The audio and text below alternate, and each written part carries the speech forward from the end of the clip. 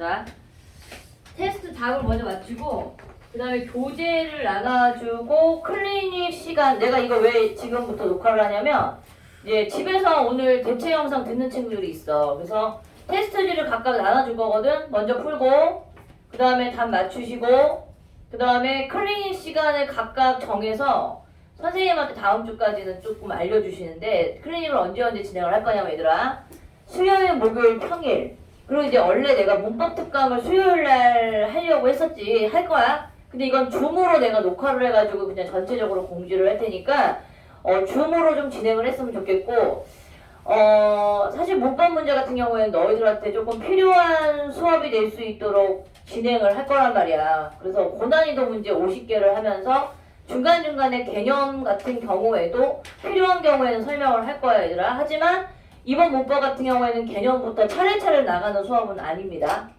그리고 이제 문법에 관련된 건 얘기 잠깐 하면 사실은 너희들이 그 수능에서 엄매하고 화작으로 선택을 해야 되는 상황이 이번 해부터 일어났었던 거라 사실 지금 너희가 2학년 때부터 굳이 엄매 화작을 나눠서 생각할 필요는 없고 먼저 언제 생각하면 되냐면 2학년 2학기 들어가기 전 여름방학 때 조금 이제 확정적으로 내가 어디로 가야 되겠구나 라는 걸 조금 알고 계시면 되고 보인고 같은 경우는 아예 학교 자체 내에서 화작 안 하지 않니? 하셨어요. 그치? 이거 아예 엄매로만 밀어붙이는 학교인 거잖아. 그래서 고3 때도 엄매로 가는 건가? 네네. 그건 모르지. 시험 볼 때는 자기가 선택할 수 있는 거잖아. 아니야? 화작반이 없어요. 화작반이 없어? 그럼 너희는 일단 엄매로만 아이들 훌륭하네요. 공부를 시키겠다 이거잖아. 일단 됐어. 그 다음에 이제 그 부분에 대해서는 조금 이따가 선생님이 얘기를 할 거고 그 다음에 이번 겨울방학 때 너희들이 주력을 해야 되는 건 뭐냐면 일단 문학을 보는 눈을 좀 키웠으면 좋겠어. 선생님이 계속 강조할 거야 얘들아.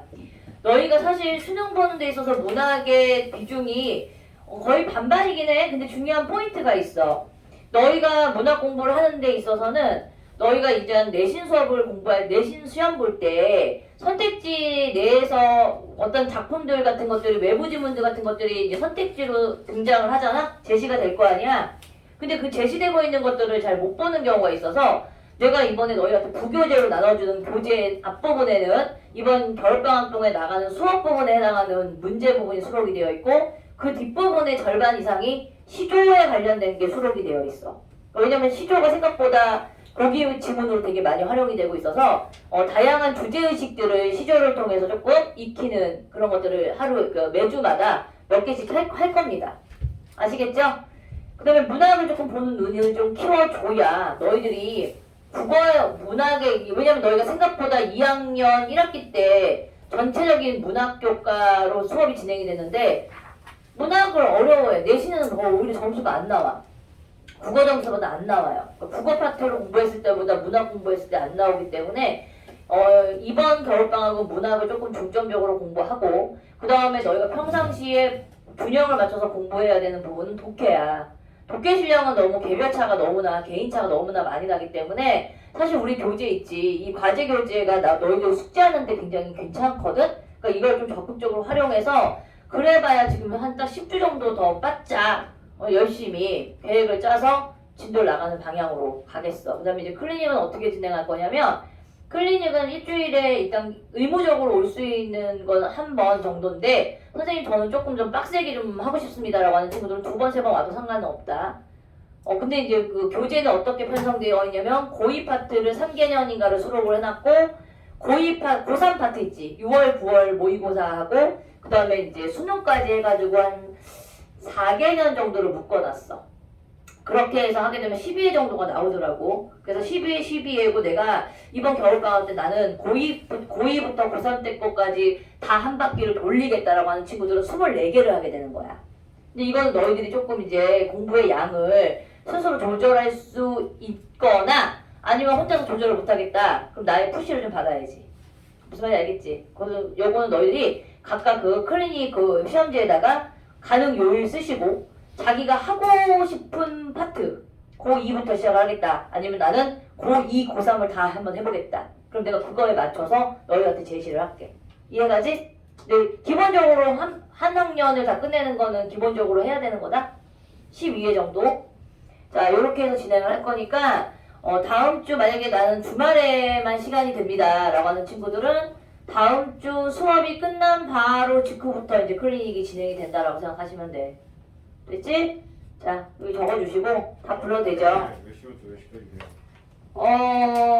언제? 평일이요. 평일? 2시 이후부터. 언제까지요? 시간 제한 안 둘 건데. 그럼 밤에 하세요? 저러면 또 안 돼. 6시까지. 그 안에.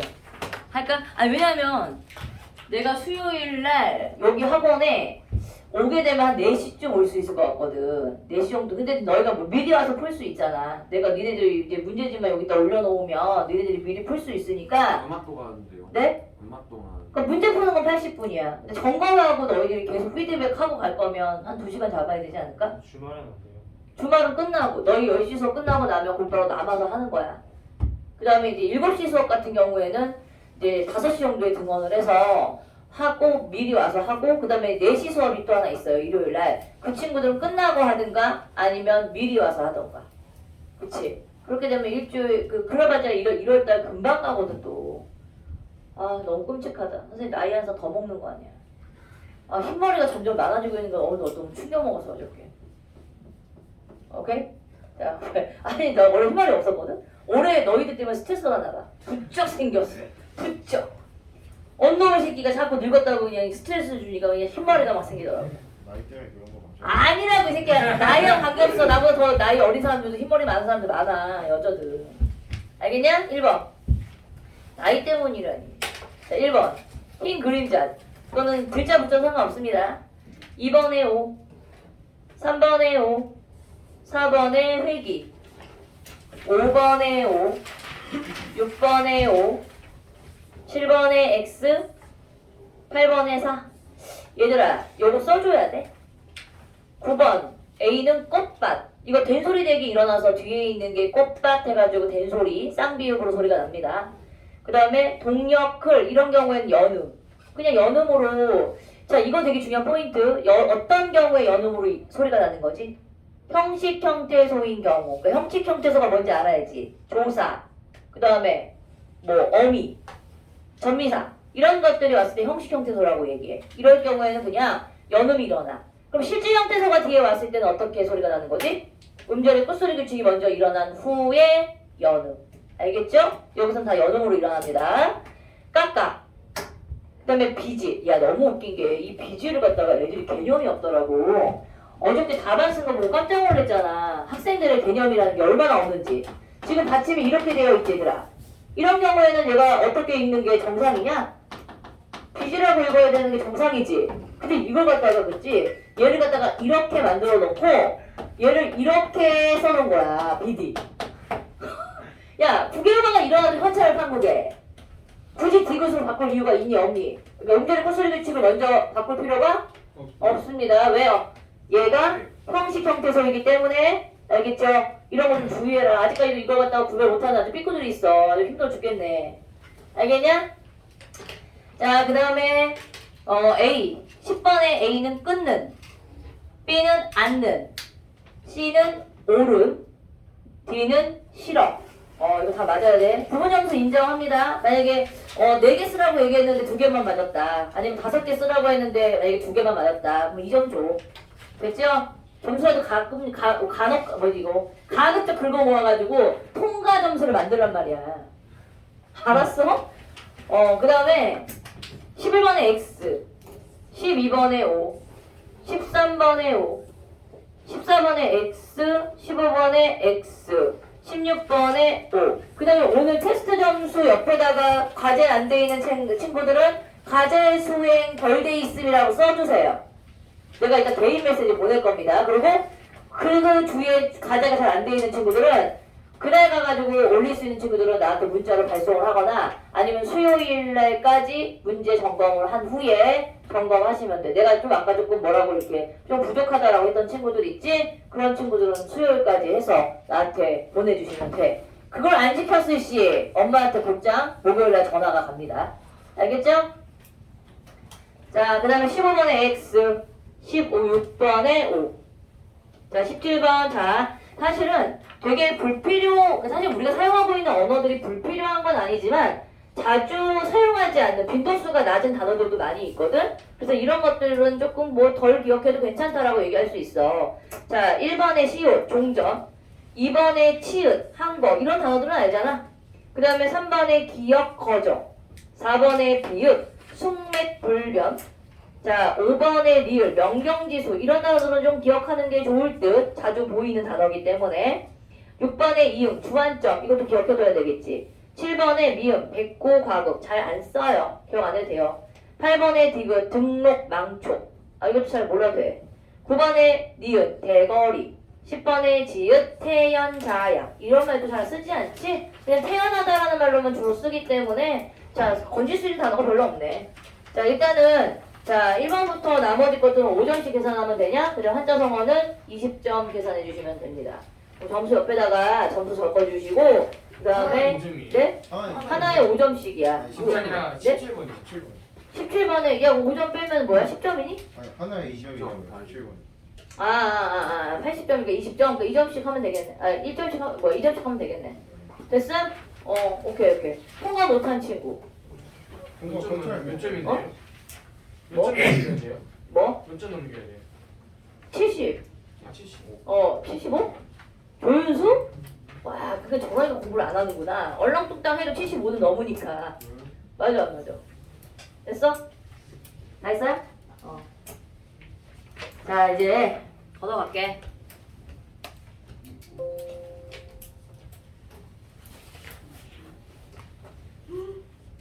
우는 거야? 아니 하나만 더 맞았으면 통과인데 뭐 점수 긁어먹을 데 없어? 없는데. 자, 컴온. 오케이. 클릭 언제 할 건데?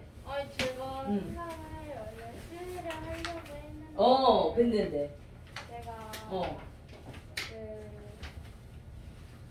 어, 미술학원 어, 보충이 어, 수요일에 응, 다음 주랑 다다음 주에 어. 그거 잡혀 있어서 그래? 수요일하고 쓰기 좀 거시기는 안 썼어요. 그래요? 자, 그러면요. 일단 남아가지고 같이 하면 될 것 같아, 승현이랑. 네? 일요일날. 네. 근데 권혜는 안 할 생각이야? 아니 수요일 그럼 6시고요. 5시간 하는 기분이 수요일 6시? 네. 어쩔 수 없어. 이 새끼 나 얘기 안 했냐? 일요일날 어? 일요일날 수업 끝나고 해야 돼. 수요일? 일요일? 해지, 당연히. 2시간 정도 하면 수요일날 2시부터 4시까지 있어도 있어도 되지. 한 시간. 그 제발 좀 공부 좀 하자. 아니 윤수야. 왜냐면 그 영어 수학학원이 4시 반부터여가지고 오는 건 괜찮은데 선생님이 피곤하면 일찍 갈 생각. 왜냐면 내가 새벽에 수업 있잖아. 새벽에 왜 수업이 있어? 나 선생님이 윈터 수업해. 겨울 동안에. 윈터 수업을 어디서 해요? 여기서 하는 거예요? 아니 다른 지역 아. 기숙학원에서. 네? 기숙학원에서 집 떠나서 1년 한 달 동안 거기서 먹고 자고 할 거야. 선생님이요? 그래서 선생님 지금 자유로운 거 꿈을 꾸고 있어 지금. 지금 기분 기분 좋아. 집에 안 들어갈 거거든요. 집에서 오지 말래 나보고. 차비 아깝다고 기름값 들어가고 톨비 들어간다고 그냥 거기 있으라는 거야.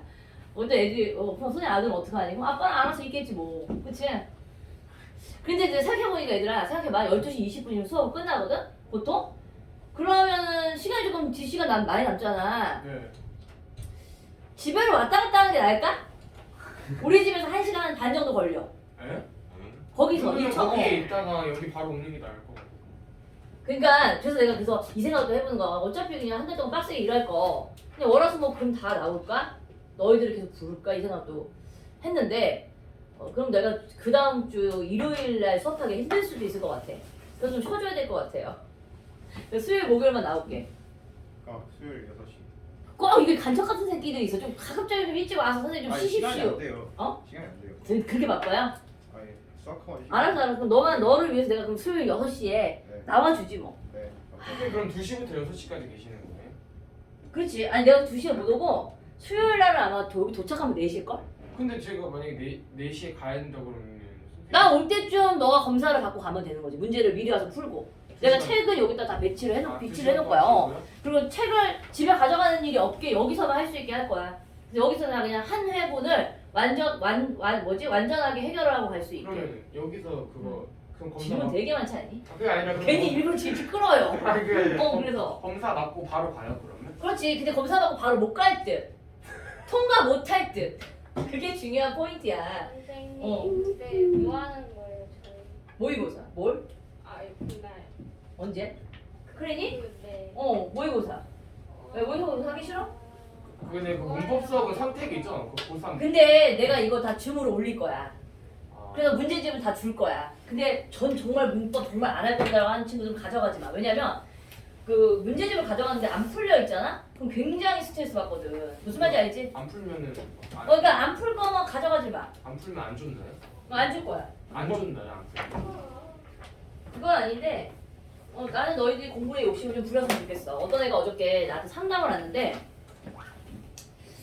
내가 이 공부를 왜 할까라는 고민을 한대. 근데 솔직히 봐봐. 니네들이 그 고민하기에는 이제 그 단계가 넘어갔어. 자, 서동원, 내가 한 예를 들어주면 너는 네가 가고자 하는 어떤 목표 지점이 있을 거 아니야. 그 가는 데 있어서 국어가 필요해 안 필요해? 필요하죠. 그럼 그거에 대한 고민을 할 필요가 있니 없니? 이걸 왜 해야 되는지에 대한 당위성에 관련된 고민은 사실은 할 필요가 없는 고민인 거야. 자, 그럼 어떻게 해야 되냐면 기왕 내가 해야 될 거면 아니 왜냐면 내가 제일 한심한 새끼들이 동무식이 고 애들이 어딘지 알죠? 동무식이 고 애들이 국어가 너무 재미없다는데 너무 한심한 거야. 재미없지. 그 지가 못하니까 자꾸 재미없는 이런 핑계를 대는 거야. 도저히 재미없대. 도저히 공부를 안 해 보니까. 그러니까 이게 일종의 성취욕이거든 얘들아. 그러니까 공부라는 것도 이렇게 재미있다 없다라는 게 사실은 성취욕에서 비롯될 가능성이 높아. 처음부터 재미없지는 않았을 수도 있어. 그리고 뭐든지 그렇게 재밌진 않아요 얘들아. 그리고 니네들 나중에 하고 싶은 일이라는 게 있을 거 아니야. 막상 그게 나의 직업이 되고 일이 되잖아. 너무너무 하기 싫을 때가 많아. 나 아이들 가르치는 거 좋아하나? 잘 모르겠다. 아니 그 나름대로 재밌겠지. 근데 이게 만약에 이 직업이잖아. 그럼 내가 늘 재밌겠냐고. 근데 나름대로는 이 한정되어 있는 공간과 시간 안에 가급적이면 즐겁게 수업을 하고 싶은 게 당연한 거지. 맞아 안 맞아? 그렇잖아. 나는 솔직히 말해서 돈의 목적이 먼저가 되면 되게 괴로워. 재미없어. 근데 그거보다는 내가 너희들하고 10시부터 1시까지 수업하는 이 시간의 아이들하고 되게 즐겁게 수업하고 싶은 거야. 나의 솔직한 심정은. 물론 즐거움 안에 돈이 더 많아지면 좋겠지.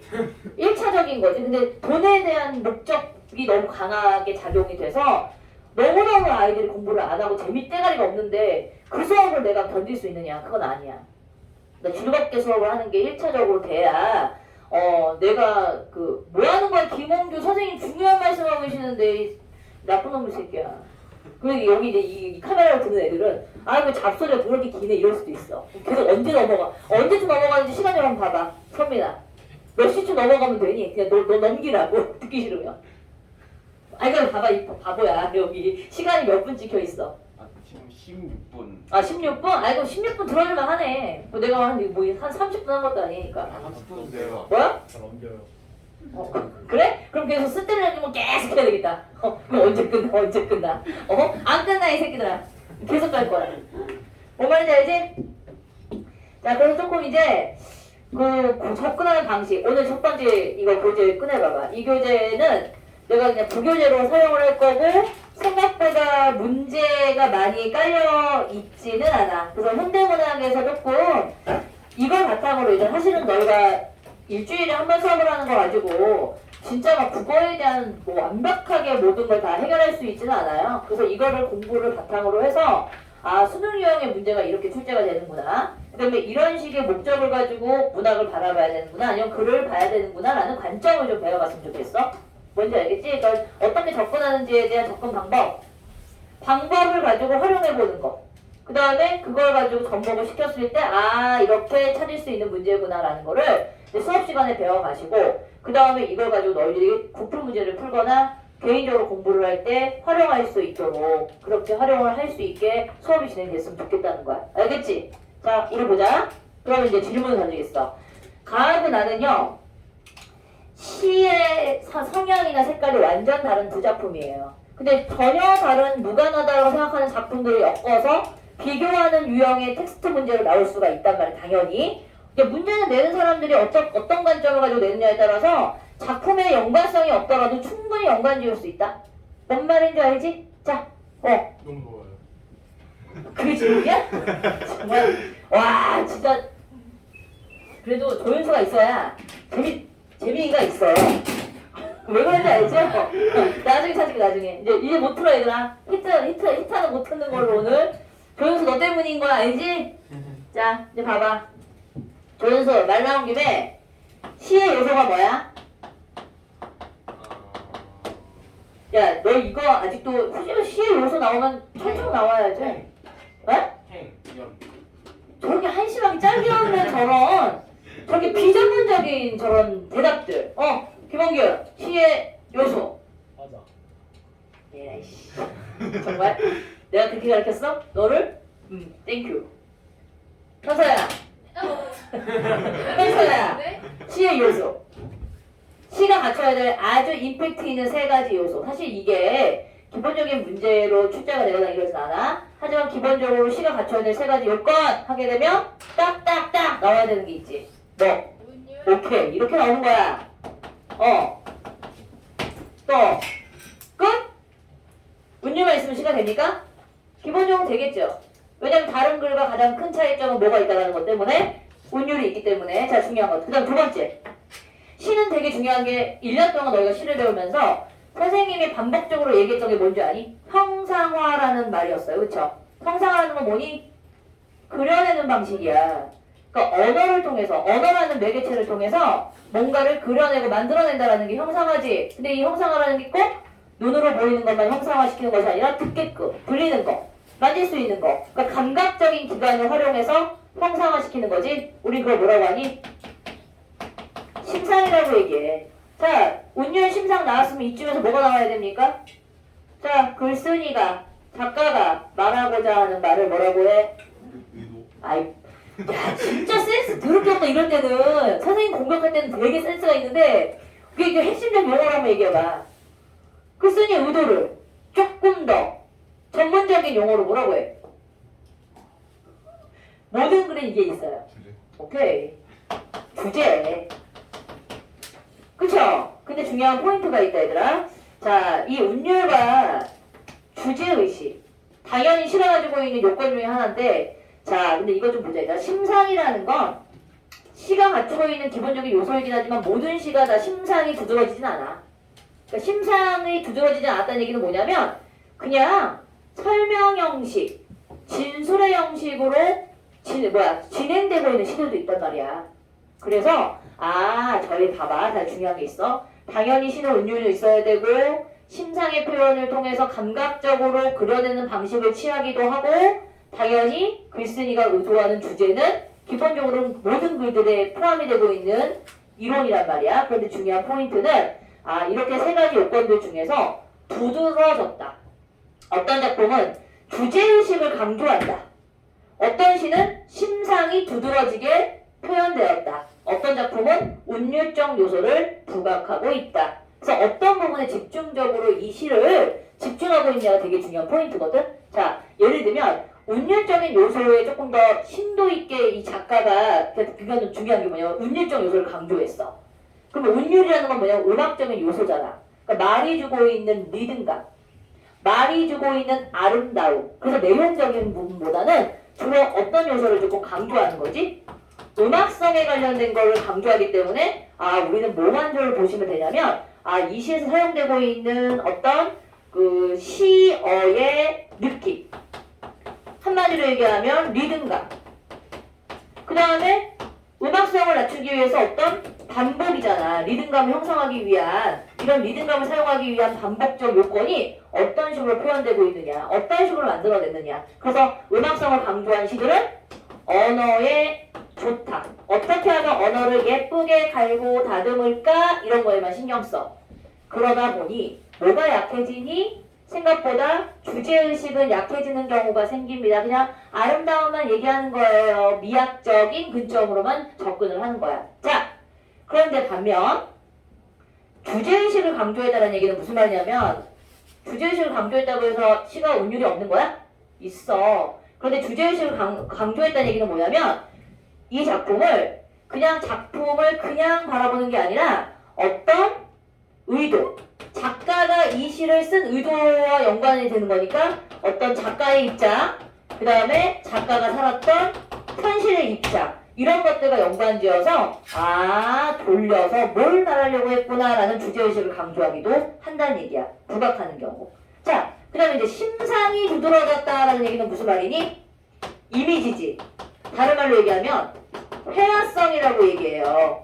이 회화성이 두드러진 작품들은 주로 뭐를 찾아내면 되냐면 표현 방법, 그 다음에 거기에 사용되고 있는 감각적 표현. 그 감각적 표현은 뭘로 드러나? 보통 심상이라는 걸 통해서 드러나는 거야. 이해가지? 그래서 전체적으로는 어떤 방식? 묘사의 방법을 중심적으로 진행이 되고 있다는 얘기야. 그래서 뭘 그려내고 있는 거지? 그래서 어떤 걸 그려내고 있는 건지에 대해서만 찾아내면 돼. 그래서 시마다 특징적인 게 뭐냐면 이 세 가지의 요건을 갖추고 있으면서도 어떤 일부분에 강점을 두고 있는 시들이 있다라는 거예요. 그래서 오늘은 이제 요 시를 보면서 어떻게 시를 접근하면 될 것인가라고 생각하면 되는데, 자, 중요한 포인트. 우리 친구들이 시가 어렵다고 얘기하는 이유가 있어, 얘들아. 시 왜 어렵니?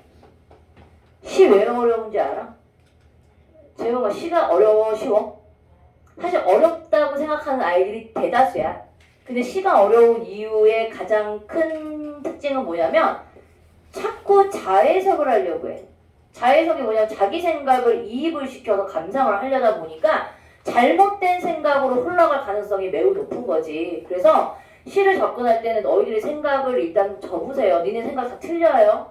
그래서 뭐만 보시면 되냐면 시 속에서의 상황, 화자의 지금의 입장, 얘가 지금 뭐하고 있지? 그 다음에 이 시인이 시 속에서 선택하고 있는 단어, 이런 것들을 조금 유심히 보는 거야. 예를 들면 평상시에 짜증나, 싫어, 이렇게 인상 써.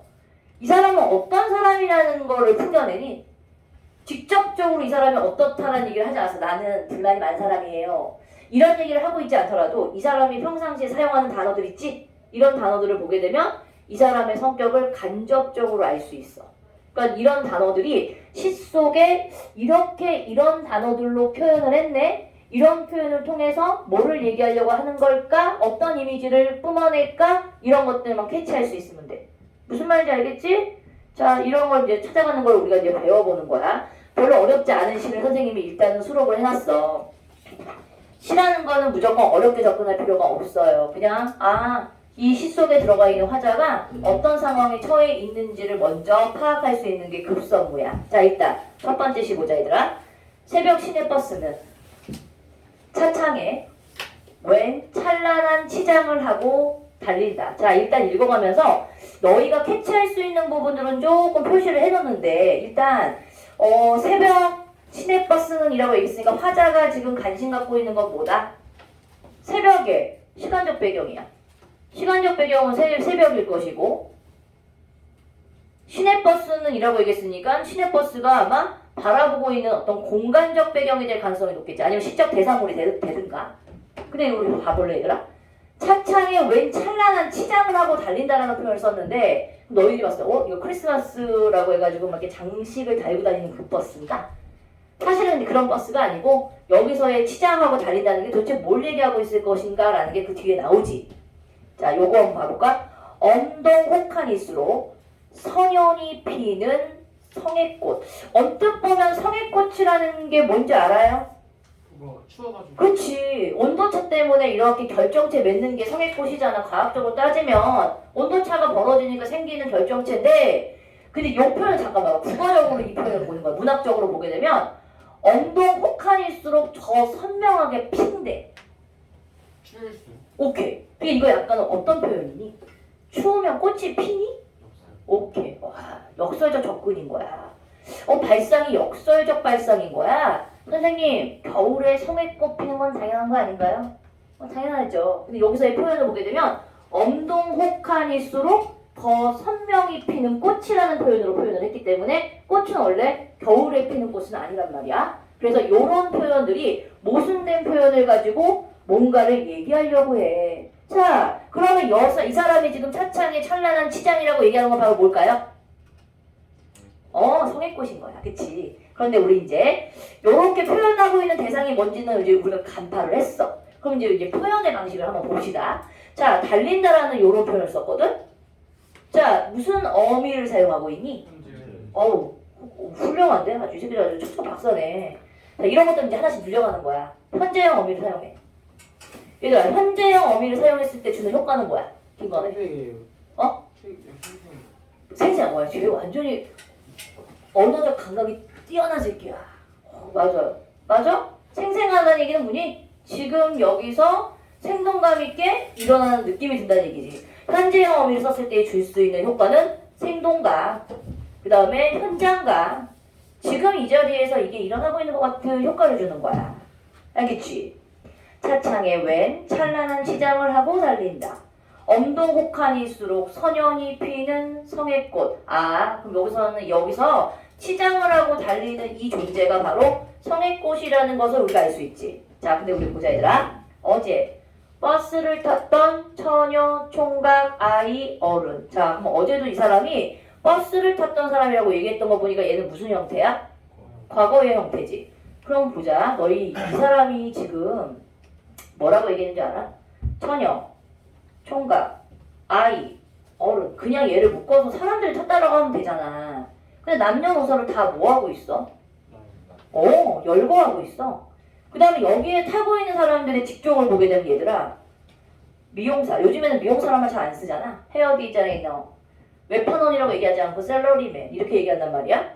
근데 파출부는 가사 놓으면 이런 말 쓰는데 어때? 여기서 사용하고 있는 단어들을 보니까 지금보다는 조금 시대가 조금 더 앞선 시대에 해당하고 있는 그런 단어들이 쓰였네 라는 거지. 왜? 이미 동북고 친구들은 이번에 교과에서 뭐 배웠어? 순화어라는 거 배웠잖아. 뭔가 직업이라든가 이런 것들에 대한 것들을 좀 인식을 바꾸기 위해서 단어들을 바꾸는 걸 보는데 여기선 바뀌어있어 안 바뀌어있어?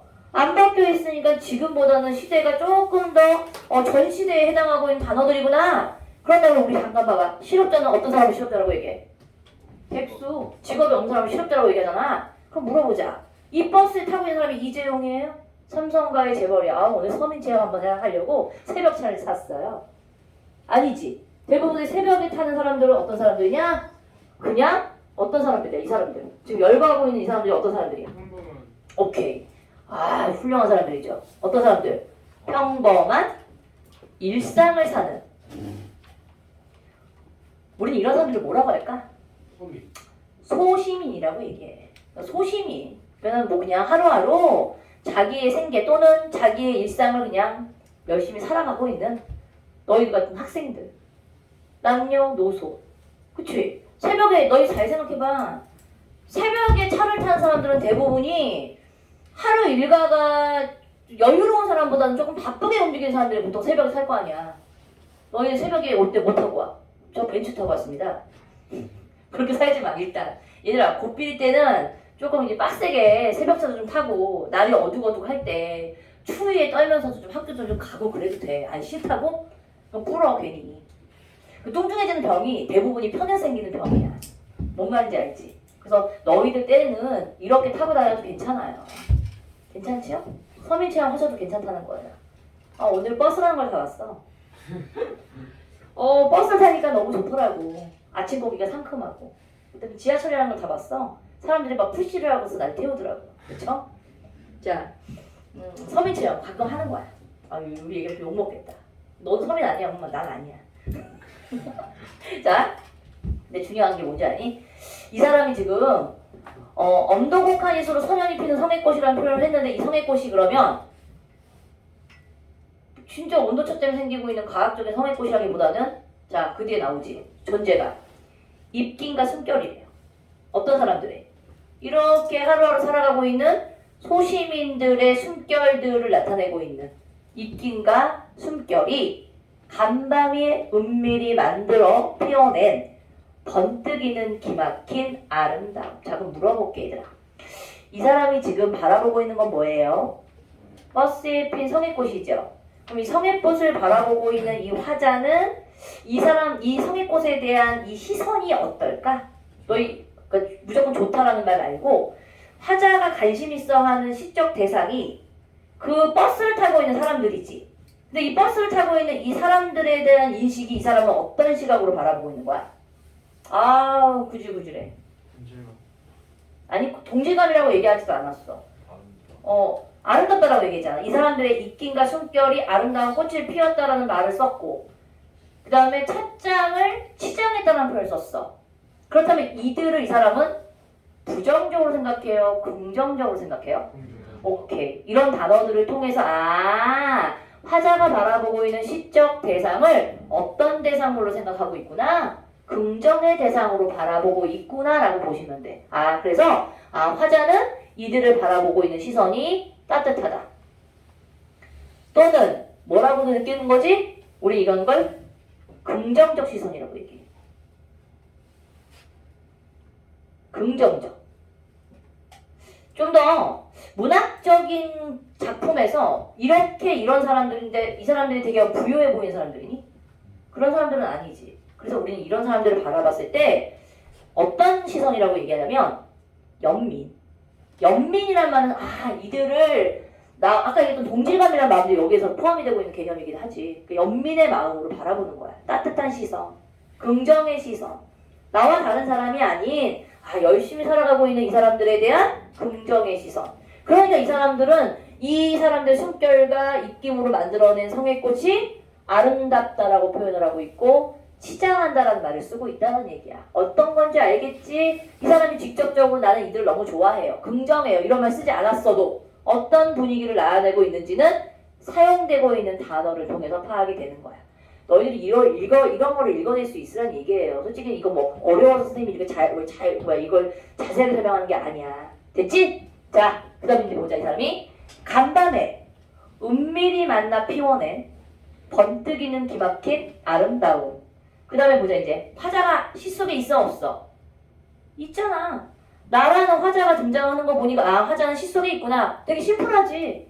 화자가 안에 있어요? 바깥에 있어요? 라는 것은 뭐를 통해서? 나라는 인칭이 시 속에 드러나느냐? 드러나지 않느냐로 파악을 하는 거야. 나는 무슨 전람회에 온 듯. 자, 이 사람 봐봐 얘들아. 야, 그냥 돌면서 가도 되잖아. 근데 이 사람은 뭐냐면 이걸 굉장히 관심 있이 보고 전람회에 와서 감상을 하듯이 그걸 아주 어때요? 관심 있게 보고 있는 거거든. 전람회에 온 듯 자리를 옮겨 다니며 보고 다시 꽃잎파리 하나 섬세하고도 자 가끔가다 어떤 친구들은 역설적 표현이라고도 이걸 생각하는 경우가 있는데 그냥 차가운 아름다움은 얘들아 역설적 표현이라고 보지 않는 게 맞아요. 왜냐면 역설은 뭐냐면 어떤 모순된 표현 안에 어떤 진리의 의미가 숨겨져 있는 거거든. 근데 우리가 촉각적 심상을 통해서 아름다움을 느낄 수 있잖아. 그렇기 때문에 얘는 그냥 차가운 아름다움을 역설까지 의미 확대할 필요는 없어. 알겠지? 자, 차가운 아름다움에 취한다. 자, 그러면서 이제 이 사람이 추측을 하는 거야. 이들의 입김은 어떤 입김일까?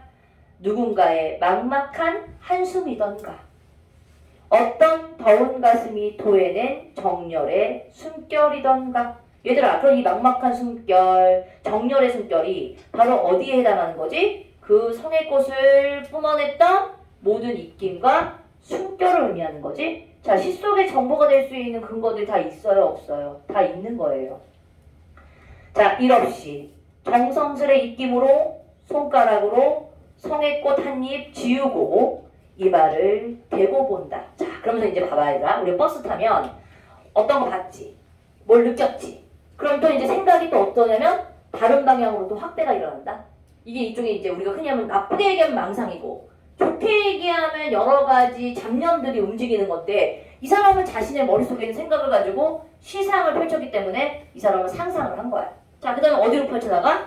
덜컹거리는. 자, 버스를 타다 보니까 누구가 생각나기 시작했냐면 덜컹거리는 창에 어리는 푸석한 얼굴이라는 표현을 썼어. 자, 그럼 푸석푸석하다라는 표현이 얘들아 핏기가 있어? 영양분이 있어 보여? 없지. 뭔가 모르게 고생한 얼굴인 거지. 자, 그럼 이 대상이 누굴까? 오랫동안 함께 길을 걸었으나, 그러니까 오랫동안 함께 걸었다는 얘기는 뜻을 같이 했었을 거야. 그랬더니 지금은 연애마저 금지된 친구여 라고 얘기했어. 자, 이 차를 타다 보니까 자, 누구까지 떠오르게 된 겁니까? 지금은 만나지 못하는 자신의 친구가 떠올랐어. 자, 이것만 봤을 때는 선생님 연애가 금지됐던 거 보니까 뭐 병원에 입원했나요? 요즘 아이들의 관점은 이렇게 해석을 하겠지. 하지만 얘를 해석하기 위해서는 분명히 보기의 지문을 줄 거야. 자, 그렇다면 이건 어떤 상황을 암시하고 있는 표현이겠구나라는 걸 알 수 있어. 자해석하지 말고 얘가 암시라고 한다면 그 암시가 되고 있는 어떤 보기의 배경을 줄 거야. 됐지? 자, 일단 이 시는 일단 성의꽃이라는 요 작품 형상화되어 있는 걸 통해서 평범하고 일상의 삶을 살아가고 있는 소시민들에 대한 따뜻한 시선이 느껴지고 있구나. 이걸 너희가 파악할 수 있으면 돼. 자, 두 번째 시를 볼게. 혹시 나는 김춘수라는 사람의 시거든요. 근데 김춘수라는 작가를 알아요? 몰라요? 알아요? 그럼 김춘수의 가장 대표적인 작품. 어떻게 알았어? 와, 야, 그래서 김춘수라는 이름을 기억해? 사실은 우리 친구들이 대한민국 사람들이 가장 좋아하는 시를 꼽으라고 하면은 윤동주 시 다음으로 많이 꼽는 게 김춘수의 꽃이거든요. 꽃이 무슨 시인지 알지? 너의 이름을 불러주었을 때 너는 나에게 와서 꽃이 되었다. 근데 마치 이게 연애시 같은 느낌을 자아내는데 사실은 이 꽃이라는 시는 연애시 아니야. 존재론적인 어떤 명명. 내가 너의 이름을 불러줬을 때 너는 나에게 와서 가치 있는 존재가 되었어. 어떤 존재 양식에 관련된 철학적인 작품이야. 보통 김춘수는 그런 작품들을 주로 많이 썼단 말이야. 근데 이 작품 보세요. 이 작품은 조금 내가 뭘 보여줘야 되냐면 내가 사진을 하나 보여주려고 하는데 너희 그 프랑스의 화가 중에서 샤갈이라는 사람 알아 몰라? 몰라? 자, 이제 봐. 몰라요? 이거 봐봐. 이거 깎아두라. 샤갈.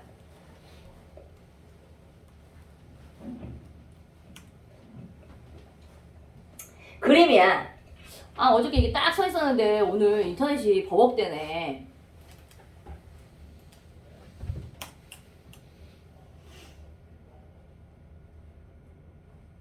안 나오네. 안 나오네. 보여주고 싶은데. 샤갈 몰라, 알아. 지금 너무 아이디 조금. 야, 잠깐만. 미술. 샤갈 알아, 몰라? 몰라? 표현주의의 대표적인 그 프랑스 화가를 몰라? 샤갈? 몰라도 되지 않아요? 미안해. 몰라도 되긴 하는데 조금 이제 그 지적인 미술을 전공한 자들은 가급적이면 이렇게 제가 지적이지 않다는 뜻인가요? 그렇죠. 왜냐면 이제 미술 전공도 이제 실기를 주로 전공한 친구들이 있고 이론을 전공한 친구들이 있는데 넘어가자. 샤갈 안 뜬다. 이 그림이 되게 뭐냐면 되게 독특하거든. 그래서 이 작가만의 어떤 정신 세계를 보여주는 작품이기 때문에 일반 사람들이 봤을 때는 이 작품에 대한 그 이해가 굉장히 조금 난해할 수도 있는 그림이다. 근데 중요한 건 뭐냐면 제목은 샤갈의 마을에 내리는 눈이라는 제목을 붙였지만 전혀 그 그림과는 무관한. 그러니까 제목만 약간 차용한 모티브적인 걸로 활용을 했어. 자, 이 작품은 철저하게 어떤 작품이냐면 요거 심상이 두드러진 작품이야. 그러니까 어떤 의미를 부여할 필요가 없어. 사실 아까 가에 나와 있는 성의꽃 같은 시 같은 경우에는 시대적 배경이라든가 어떤 사회 문화적인 배경과 연관지어서 작품을 해석해야 되는 상황이 많이 이렇게 제시가 되거든. 근데 이 나의 시 같은 경우에는 완전 철저한 순수시야.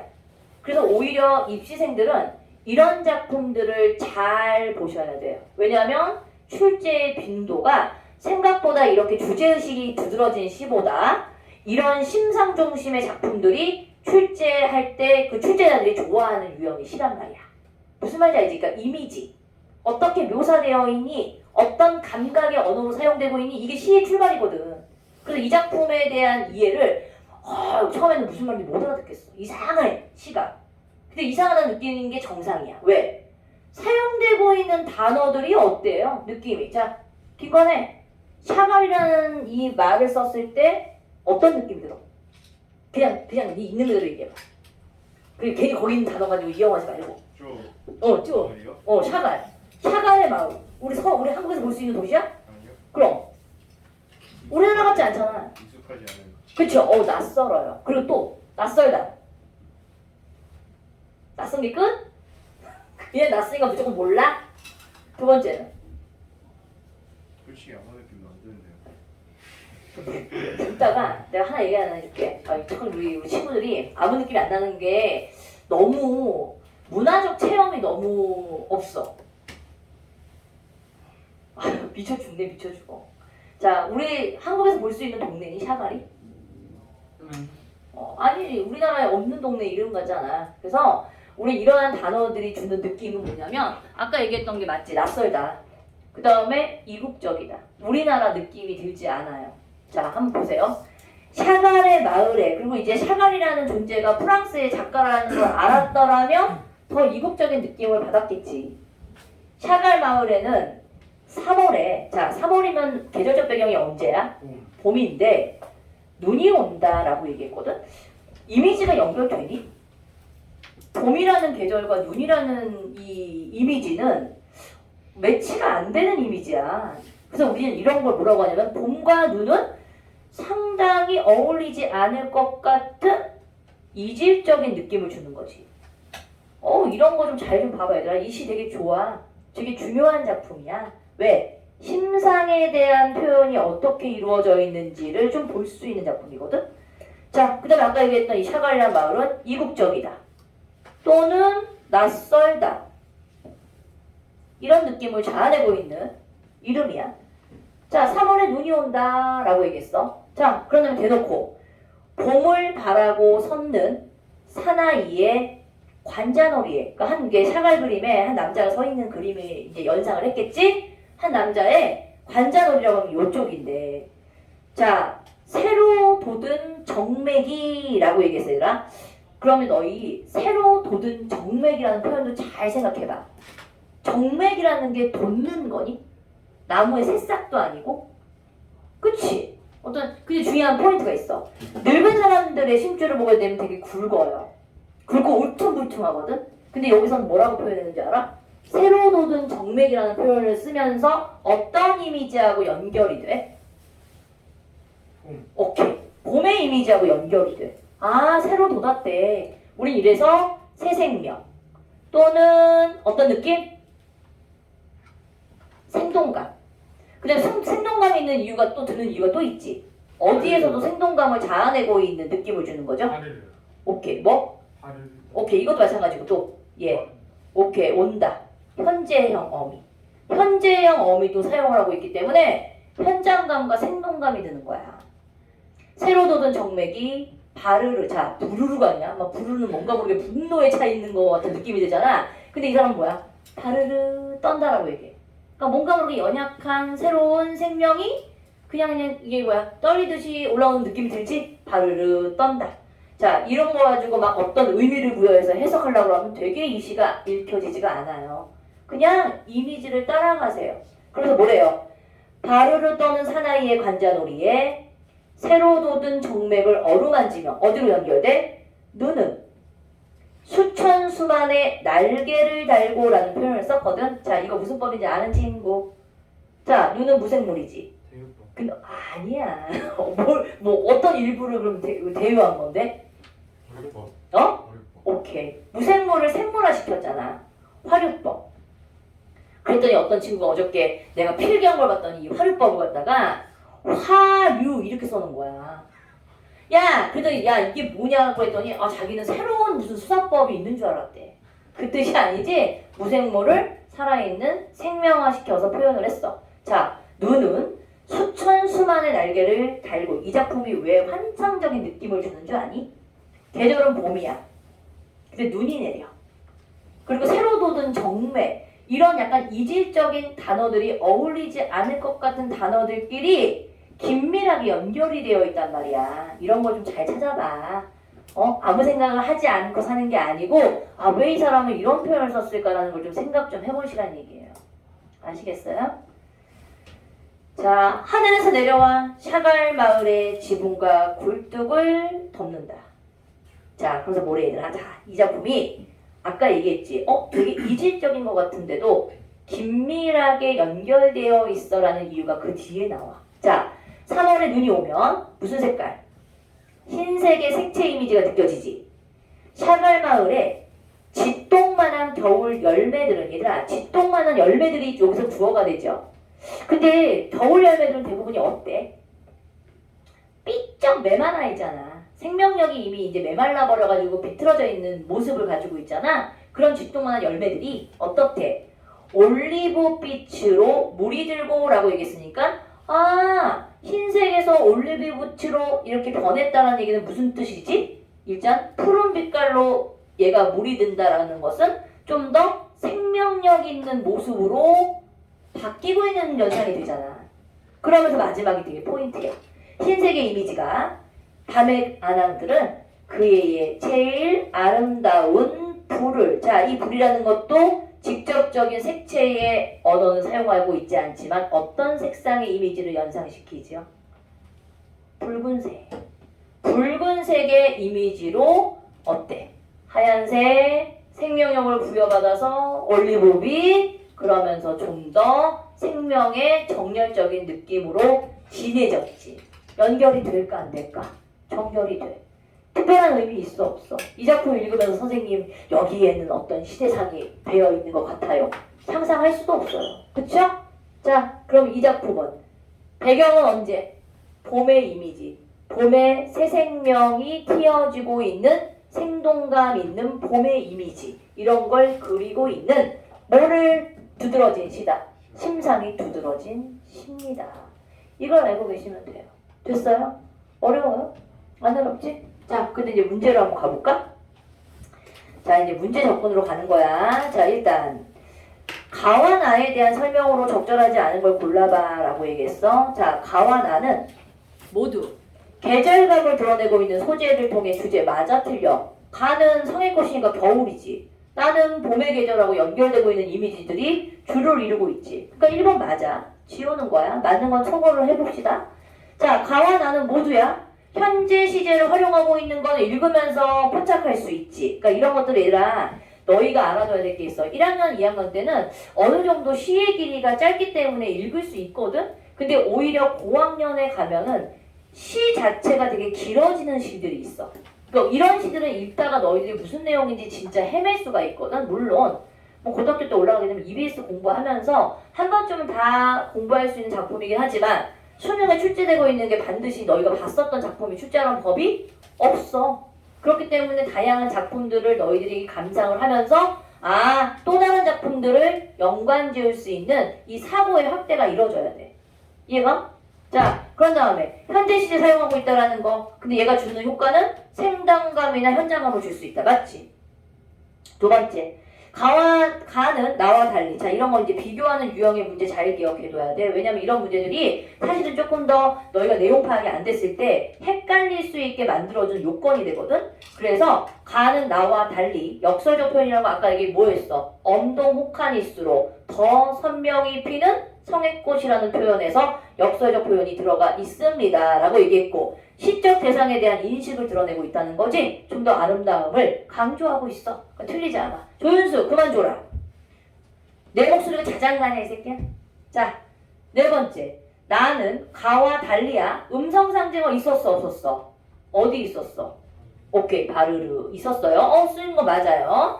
근데 이 음성 상징어를 사용했을 때 인물의 모습을 생생하게 나타나고 있다. 맞지? 한 사나이가 바르르 떨며 라고 했을 때 정맥이 돋아난다라고 얘기했지? 맞지? 자, 우리 이제 5번 보자. 나는 가와 달리라는 말을 썼거든? 시적 화자를 표면에 내세워 작품의 주제를 직접적으로 전달하고 있다? 근데 나 같은 경우에는 시적 화자가 직접적으로 드러나 있니? 오히려 직접적으로 드러나 있는 건 가지. 그래서 5번은 틀렸다. 그리고 작품의 주제를 직접적으로 전달했다는 것도 사실은 조금 우리가 생각을 해야 돼. 왜? 시라는 건 직접적인 언어라기보다는 간접적이고 함축적이란 말이야. 됐지? 자, 5번 답이 아니죠. 2번 볼까요? 자, 우리 이런 문제 좀 주의해야 돼. 우린 이런 걸 소재의 기능을 비교하는 유형의 문제라고 얘기하는데 요즘에는 수능에서 이런 유형의 문제가 주로 출제가 되잖아. 자, 너희들 잘 들어. 내신에서 동북고나 문정고가 특히 이런 유형의 문제가 많이 나오는데 자 화자의 시적 태도와 유사한 것을 다음에서 고르시오라는 게 대부분이 어떤 식으로 문제가 출제가 되지? 다른 작품에 나와 있는 일부를 발췌해서 거기서 시적 화자가 유사한 걸 골라내는 문제는 사실 구유형이야. 옛날 유형의 수능 문제이기 때문에 사실 요즘에는 수능 자체에서는 그런 문제가 나오니 안 나오니? 안 나와. 어디에서만 나와? 내신에서 주로 출제가 된단 말이야. 그래서 사실 우리 친구들이 시험 기간 동안에 질문이 제일 많이 들어오는 게 뭐냐면 이제 문제를 풀다 보게 되면 외부 지문에 관련된 선택지 지문 있지. 선생님 이 뜻을 모르겠어요. 주제의식이 뭔지 모르겠고요. 시적화자가 유사한 게 뭔지 모르겠어요 라고 물어보는 친구들이 되게 많아. 그래서 너희가 부수적으로 작품들을 조금 더 많이 접해야 되는 이유가 그런 선택지의 문제들을 조금 잘 골라내는 눈이 필요하거든. 근데 일반적으로 수능에서는 그런 문제가 출제하지 않습니다. 이제는요. 그래서 이런 식으로 소재의 기능이 유사한 문제 유형의 형태로 출제가 돼. 그럼 더 쉬워졌다? 뭐 너희들 봤을 때 더 쉽게 느껴질 수도 있지만 생각보다 비교 형태의 문제가 너희들을 되게 많이 헷갈리게 만들 수 있는 요건이 되기 때문에 이거는 조금 뭐 해줘야 돼? 연습을 조금 더 충분히 해줘야 돼. 이런 유형의 문제들을. 그리고 해마다 되게 지금까지 못 봤던 형태의 문제가 있는데 라는 신유형의 문제들이 한두 문제의 유형으로 변형이 돼서 나타날 때가 있어. 그러니까 알아도 연습하라는 얘기야. 자 그럼 기억과 니은은 그럼 기억은 뭐에 대해 해당해? 성의꽃이야? 성의꽃이 기억이었고 니은은 눈이었지. 자 기억과 니은은 모두 인간의 고단한 삶. 일단 고단한 삶이라고 얘기했던 거 X. 자 기억은 니은과 달리 일상생활에서 일단은 무기력하다라는 표현이 틀렸지. 왜냐하면 여기서 성의꽃에 등장하고 있는 소시민의 사람들이 굉장히 하루하루 열심히 살고 있는 모습을 가지고 있기 때문에 무기력하다는 말이 어울리지 않아. 자 기억은 니은과 달리 사랑하는 사람. 여기서도 사랑 타령하고 있는 내용 없잖아요. 그래서 얘도 해당하지 않아요. 자 4번 니은은 기억과 달리 시대적 상황과 밀접하게 관련돼요. 자 아까 얘기했지. 시를 너무 과하게 해석하려고 하다 보면 이런 식으로 해석하는 일이 벌어진단 말이야. 하지마. 알겠지? 니은은 기억과 달리 X. 틀렸지? 오히려 시대적 상황과 연관이 있는 거는 누구야? 오히려 기억에 해당할 수 있겠죠. 자 5번 니은은 기억과 달리 생명감을 일깨우는 따뜻하고 생동감 있는 이미지로 사용되어 환상적인 분위기를 잘 부각하고 있다. 맞아. 왜냐하면 이 작품은 비록 봄날의 이미지와 연결이 되게 이질적인 것 같은 눈이지만 그 눈의 이미지가 차가운 속성의 눈의 이미지를 부각하는 게 아니라 어떤 이미지로서 여기서 부각이 되게 따뜻한 이미지. 그래서 뭔가 모르게 동화적이고 환상적이야 라는 느낌이 드는 거야. 알겠지? 똑같은 눈이라고 하더라도 그 시에 따라서 느낌이 같아요? 달라요? 당연히 다르지. 그걸 기억해. 자 3번 이제 이런 부분들은 뭐예요? 자 이런 문제들 우리 뭐라고 하냐면 외적 증거에 따르는 문제 유형을 요런 형태의 문제로 당연히 이제 시 속에서는 되게 많이 출제가 되는 문제지. 그러니까 1학년 때는 이 정도의 보기만 줘. 근데 이제 고3으로 가거나 조금 더 너희들이 고학년으로 가게 되면 보기의 지문이 어때지지? 길어집니다.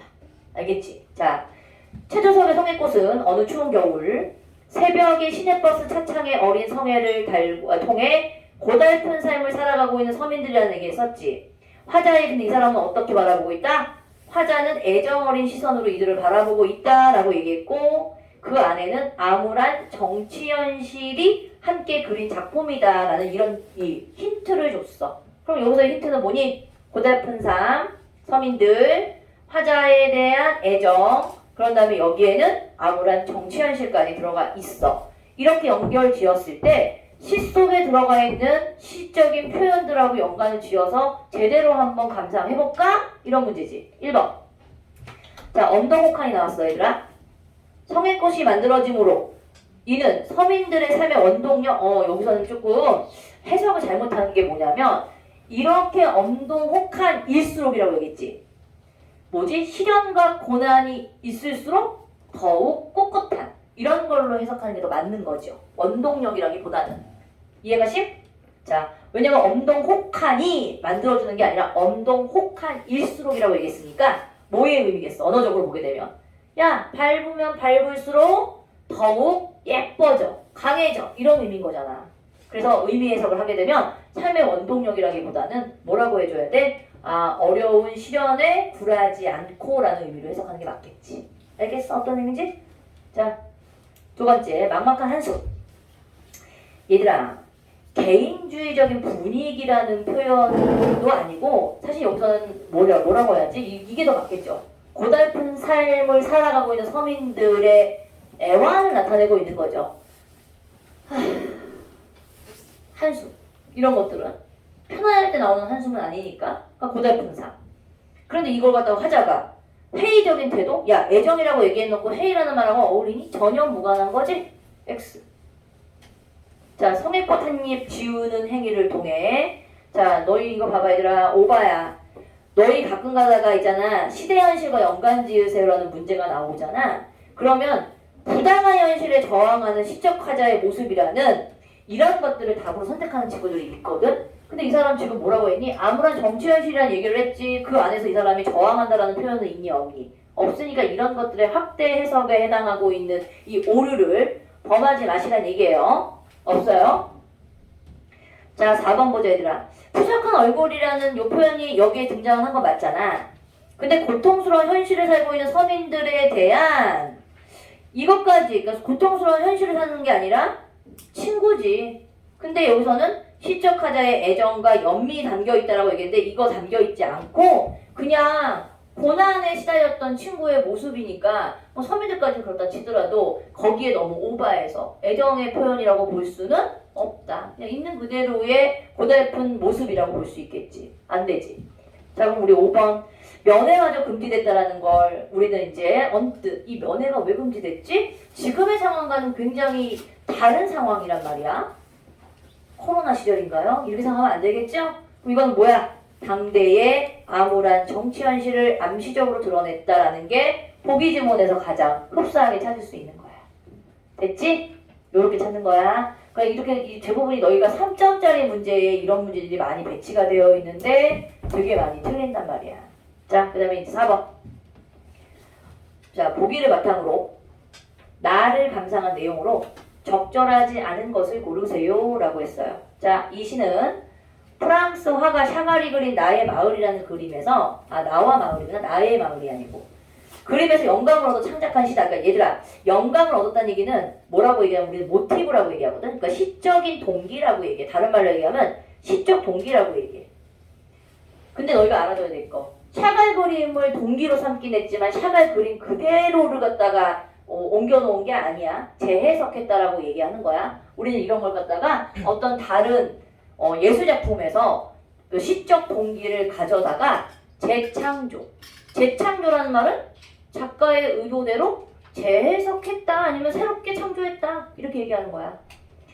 자, 시인은 그림에서 느꼈던 동화적이고 이거 되게 중요해. 환상적인 이미지를 가져왔다는 얘기지. 그래서 심상을 끌어온 거야. 그 다음에 이걸 통해서 뭘 표현하고 싶었던 거냐면 생명력과 순수함을 표현했다라고 얘기를 했어. 그럼 여기서의 시는 어떤 작품이라는 거 이제 우리가 힌트 얻었지 얘들아. 어떤 시야? 동화적이고 환상적인 이미지가 느껴날 수 있게끔 표현을 했겠구나. 이런 느낌을 주고 있는 단어들이 이 시 속에 있니? 그 다음에 봄의 생명력하고 순수함이라고 얘기했으니까 이 사람이 사용되고 있는 단어들은 이런 이미지를 형상화시키는데 뭐라고 해야 되지? 사용되었구나. 이걸 알면 되죠. 첫 번째, 샤갈 마을을 공간 배경으로 설정하여 맞지? 샤갈 마을이라는 게 우리나라의 이질적인 느낌을 주는 마을이라고 얘기했으니까 뭐 제주도의 소갈댁이 아니잖아. 그치? 그러니까 얘는 동화적인 느낌 맞고 눈. 자, 이거 봐봐. 올리브빛, 불, 선명. 색채가 다 틀렸지? 참고로 내가 타이핑한 건 아니고 알바를 시켰는데 오타가 꽤 보이고 기호가 빠져있어. 발견할 때마다 1000원씩 회수를 해야 되겠어요. 전화 돌려야 되겠다. 지금 오타 지금 벌써 2번. 봄의 생명력을 표현하고 있고. 어디에 들어있죠? 어디요? 얘 병따가. 이게 맞아? 이거 색채? 이게 맞아? 이게 맞아? 두 번째 거요. 이거? 나도 헷갈린다 가끔가다. 이거지? 틀렸다고.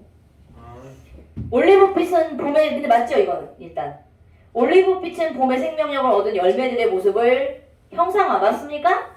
맞죠? 자 새로 돋은 정맥이 바르르 떤다라고 얘기했는데 새로 돋은 정맥이 겨울이야? 오케이 얘가 틀렸네 그치? 그럼 우리 5번 봐봐 얘들아 봄, 눈, 정맥, 열매, 풀 뭔가 모르게 이 연결되지 않은 이질적인 시어들을 통해서 이색적인 분위기를 조성하고 있네? 맞아요? 오케이. 그럼 여기서는 이색적인 단어가 없는데? 그럼 뭐하고 연결돼? 환상적인 이미지하고 연결된다는 거야. 됐지? 오케이. 이렇게 해서 어떤 식으로 접근하는지 알겠지? 뭐 마치 당연히 쉰다는 듯한 이런 포즈를 취하고 있어. 안 쉴 거야. 어? 저 화장실 가야 될 것 같아요. 굳이? 아, 갔다 와. 알았어요.